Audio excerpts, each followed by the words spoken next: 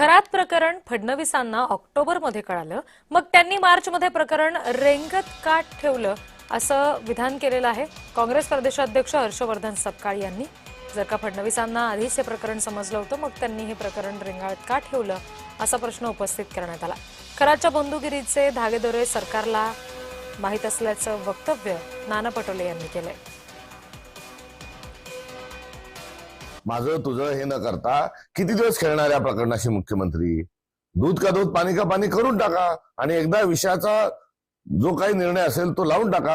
हा प्रश्नाला रेंगत ठेवण्याचा मागे आपलं नियोजन काय? कायद्याचं काम करेल हे मान्य आहे, मात्र हा जो खेळ या निमित्ताने तो ज्यांनी लावलाय हा निषेधार्ह आहे। त्यांच्या जवळ हे प्रकरण दिवाळीच्या नंतर हे ऑक्टोबर नोव्हेंबर पासून जर मुख्यमंत्र्यांना गृहमंत्री म्हणून याची माहिती होती तर मार्च पर्यंत झोपले होते का?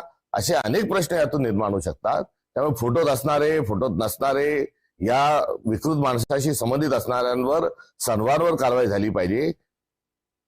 की सरकारला ही सगळी घटना माहित होती, त्या ठिकाणी महिलांचं शोषण होते आहे, त्यांच्या शुद्धीकरणाच्या नावाने चांगल्या घरच्या महिलांना त्या ठिकाणी ओढून त्यांच्या पांढरपेशांबरोबर उद्योगपत्यांबरोबर जोड्या लावून त्यांचं अजून शोषण घेऊन त्यांचं ब्लॅकमेलिंग करून खरात त्या ठिकाणी पैसे लुटत होतं हे सरकारला माहित होतं।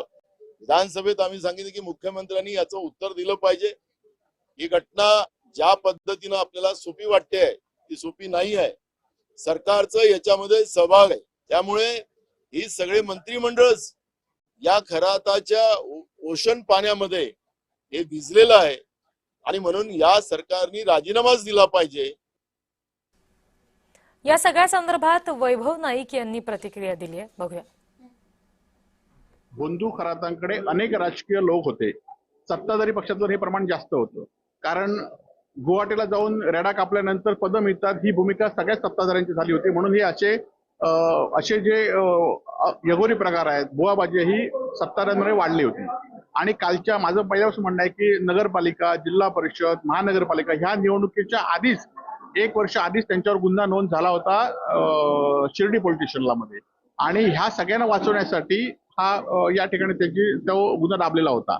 आता बंधू खरातांकडे सगळ्यांची नावं आहेत, एक नावं बाहेर पडत आहेत, परंतु ही नावं अजून किती नावं बाहेर पडतील यासाठी खरोखरच बंधू खराताला संरक्षण दिलं पाहिजे।